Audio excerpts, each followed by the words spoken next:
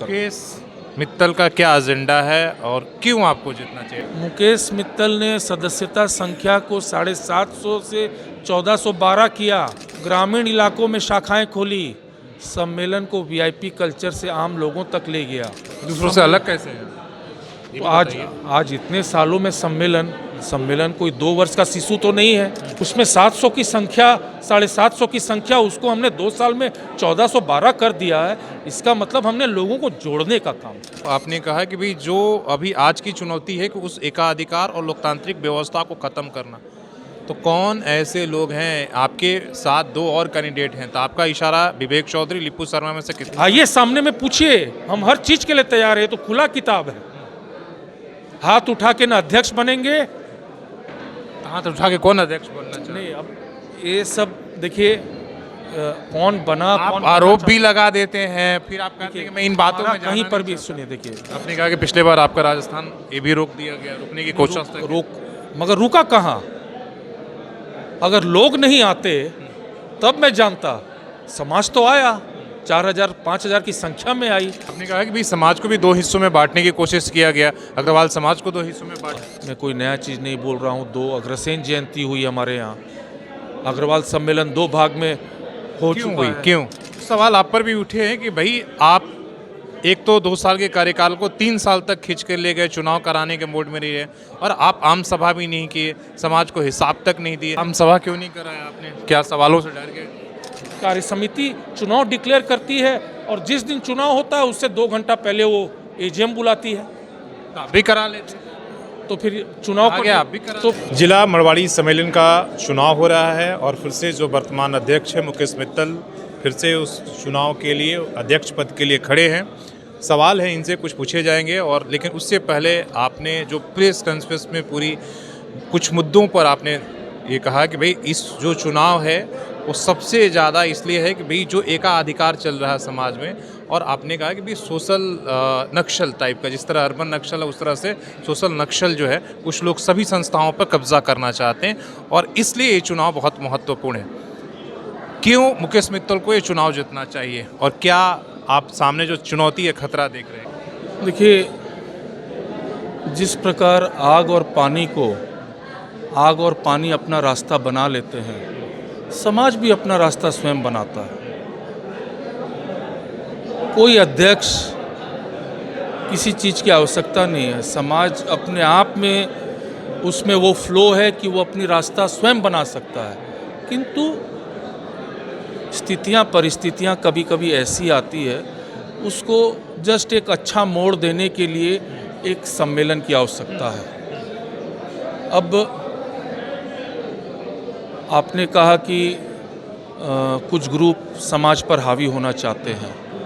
देखिए, अच्छाई बुराई हमेशा रहती है, और ये बात भी निश्चित तौर पर है कि कुछ लोग ज़बरदस्ती हर संगठनों पर चुनाव लड़कर एकाधिकार कायम करना चाहते हैं। चुनाव लड़ने में कोई बुराई नहीं है, ये बहुत अच्छी प्रथा है, प्रजातांत्रिक प्रथा है। मैं पिछला जब चुनाव लड़ा, आप देख रहे होंगे पवन अग्रवाल जो मेरे विरुद्ध कैंडिडेट थे, आज इस प्रेस कॉन्फ्रेंस में आए। मैं पिछला चुनाव का रिजल्ट आने के बाद अगला दिन मैं दोनों जो मेरे विरुद्ध प्रत्याशी थे उनके घर में गुलदस्ता लेकर गया, इस भावना से कि चुनाव जीत और हार कोई मैटर नहीं है। मैं जीता हूँ, आप नहीं हारे हैं। समाज ने मुझे बस एक बैटन दिया है कि ठीक है, तुम आगे लेकर इसको दौड़ो, हम सब एक हैं। मैं इस भावना से उनके घर पर गया। इसी भावना को कायम करना है, सबको साथ लेकर चलना है। केवल प्रॉफिट मोटिव के लिए समाज सेवा आ जाएं और परिवारवाद को बढ़ावा दें, ये स्वीकार्य नहीं है। आपने जो कहा कि भाई सबसे बड़ी चुनौती क्या आपको लग रहा है कि भाई समाज को, आपने कहा कि भाई जो अभी आज की चुनौती है कि उस एकाधिकार और लोकतांत्रिक व्यवस्था को ख़त्म करना, तो कौन ऐसे लोग हैं? आपके साथ 2 और कैंडिडेट हैं, तो आपका इशारा विवेक चौधरी, लिपू शर्मा में से कितना? मेरा किसी कैंडिडेट के प्रति कोई इशारा नहीं है। ये समाज हमारा जो है ना, वो बहुत संवेदनशील है, वो सब चीज़ समझता है। आपने कहा कि पिछले बार आपका राजस्थान ये भी रोक दिया गया, रुकने की कोशिश तक। मगर रुका कहाँ? अगर लोग नहीं आते तब मैं जानता। समाज तो आया, 4,000 5,000 की संख्या में आई। जो लोग विफल करना चाह रहे थे उनकी साजिशें विफल हुई है, समाज नहीं हारा। समाज तो उसमें भाग लिया, 4,000 5,000 की संख्या में भाग लिया। अगर उस कार्यक्रम में 1,000 तो बहुत बड़ी संख्या है, अगर 500 से नीचे अगर लोग आ जाते तो मैं जानता कि वो कार्यक्रम हमारा फेल हो गया। मगर ऐसी कोशिशों को समाज ने फेल किया और पूरे जोश खरोश के साथ राजस्थान दिवस में भाग लिया। आपने कहा कि भाई समाज को भी दो हिस्सों में बांटने की कोशिश किया गया, अग्रवाल समाज को दो हिस्सों में बांट दिया अग्रवाल, गया। देखिए ये तो कोई छोटा हुआ चीज़ नहीं है, मैं कोई नया चीज़ नहीं बोल रहा हूँ। 2 अग्रसेन जयंती हुई हमारे यहाँ, अग्रवाल सम्मेलन 2 भाग में हो क्यों चुका हुई? है। क्यों? ये तो उन लोगों से पूछना होगा क्यों ऐसी परंपरा कायम कर रहे हैं, क्यों समाज को तोड़ रहे हैं, क्यों नहीं एक अग्रसेन जयंती मनाई आपने, क्या ईगो है आप लोगों में। और दोनों ही लोग साक्षी के, ऐसा क्यों? ये तो उन लोगों से प्रश्न पूछना चाहिए कि आप लोग ऐसा क्यों कर रहे हैं, समाज क्यों तोड़ रहे हैं। कुछ सवाल आप पर भी उठे हैं कि भाई आप एक तो 2 साल के कार्यकाल को 3 साल तक खींच कर ले गए, चुनाव कराने के मोड में नहीं रहे, और आप आम सभा भी नहीं किए, समाज को हिसाब तक नहीं दिए, ऐसा क्यों? हमने 15 मार्च 2023 को अपना कार्यभार संभाला। हमारा संविधान 2 साल प्लस 6 महीना का टाइम देता है, यानी हमारा कार्यकाल 15 सितंबर 2025 को समाप्त हो रहा था। मगर उसके पहले 31 अगस्त को हमारी प्रांत कार्य समिति की बैठक थी और सितंबर महीना में ही हमारे जमशेदपुर शहर में एक बहुत बड़ी व्यापारिक संगठन का भी चुनाव चल रहा था। तो हमने कार्य समिति को, प्रांतीय अध्यक्ष को पत्र लिखकर दिया कि संविधान में जो प्रथा है, संविधान के आर्टिकल का मैंने हवाला देते हुए कहा कि मुझे 3 महीने का और समय दिया जाए चुनाव कराने के लिए। तो प्रांतीय कार्य समिति ने सर्वसम्मति से संविधान की प्रक्रिया का पालन करते हुए 15 दिसंबर तक का टाइम दिया कि इसको चुनाव होना चाहिए, और हम 14 दिसंबर को करा रहे हैं, तो बिल्कुल समय में करा रहे हैं। आम सभा क्यों नहीं कराया आपने? क्या सवालों से डर गए? चुनाव कार्य समिति डिक्लेयर करती है। कार्य समिति 27 नवंबर को कार्य समिति की मीटिंग हुई और 15 दिन का नोटिस का टाइम फ्रेम था। 27 नवंबर को कार्य समिति की मीटिंग की घोषणा में ही चुनाव पदाधिकारियों की घोषणा हुई। 28 नवंबर को चुनाव पदाधिकारी ने नोटिफिकेशन निकाल दिया 15 दिन का समय देते हुए। पहले भी यही प्रथा रही है कि चुनाव के बाद में एजीएम हुआ है। अगर मुझे हाथ उठा के अध्यक्ष बनना होता तो वो जो कोरम कार्य समिति का था वो एजीएम का कोरम था और मैं हाथ उठा के अध्यक्ष बनता। मगर मैं ये फालतू परंपराओं में विश्वास नहीं रखता और मैं इस तरह की परंपरा कायम भी नहीं करना चाहता। कोरम 100 से ज़्यादा लोग थे। लोगों की सभाओं में 10 लोग नहीं आते हैं, या कार्य समिति की बैठक में 100 लोग आए थे।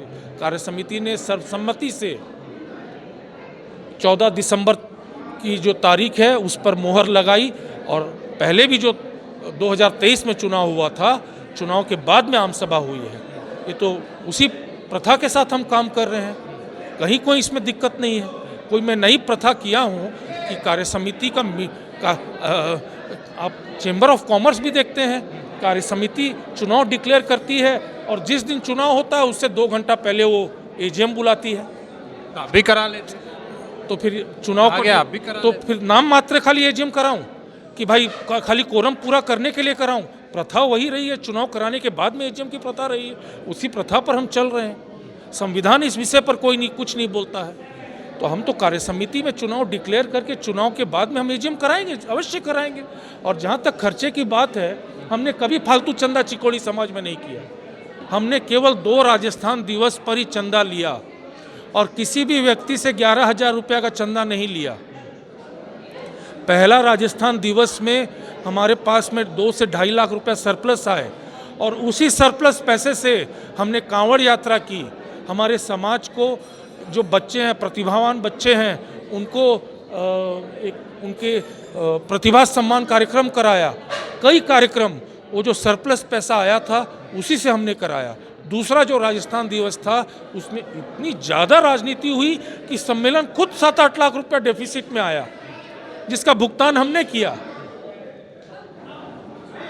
वो क्या प्रश्न पूछते हैं, आइए सामने में पूछिए, हम हर चीज के लिए तैयार है। तो खुला किताब है, हाथ उठा के ना अध्यक्ष बनेंगे। हाथ उठा के कौन अध्यक्ष बनना चाहिए? नहीं, अब ये सब देखिए कौन बना, आप कौन आरोप भी लगा देते हैं, फिर आप कहते हैं कि मैं इन बातों में कहीं जाना पर नहीं भी सुनिए, देखिए पर्सनल एजेंडा कहीं कुछ नहीं है, न किसी का नाम लेना उच्च परंपरा नहीं है कि हम किसी का नाम लेकर इंकित करें। लोग समझते हैं, मगर हम अपनी बातों को रख रहे हैं, मगर मेरा इसका मतलब ये नहीं है कि मैं नाम लेकर इंकित करूं। मुकेश मित्तल का क्या एजेंडा है और क्यों आपको जीतना चाहिए? मुकेश मित्तल ने सदस्यता संख्या को 750 से 1412 किया, ग्रामीण इलाकों में शाखाएं खोली, सम्मेलन को वीआईपी कल्चर से आम लोगों तक ले गया। दूसरों से अलग कैसे है? ये तो भी आज बताइए। आज इतने सालों में सम्मेलन कोई 2 वर्ष का शिशु तो नहीं है, कई वर्षों पुराना सम्मेलन है। 1935 का सम्मेलन है, उसमें 700 की संख्या, 750 की संख्या, उसको हमने 2 साल में 1412 कर दिया है।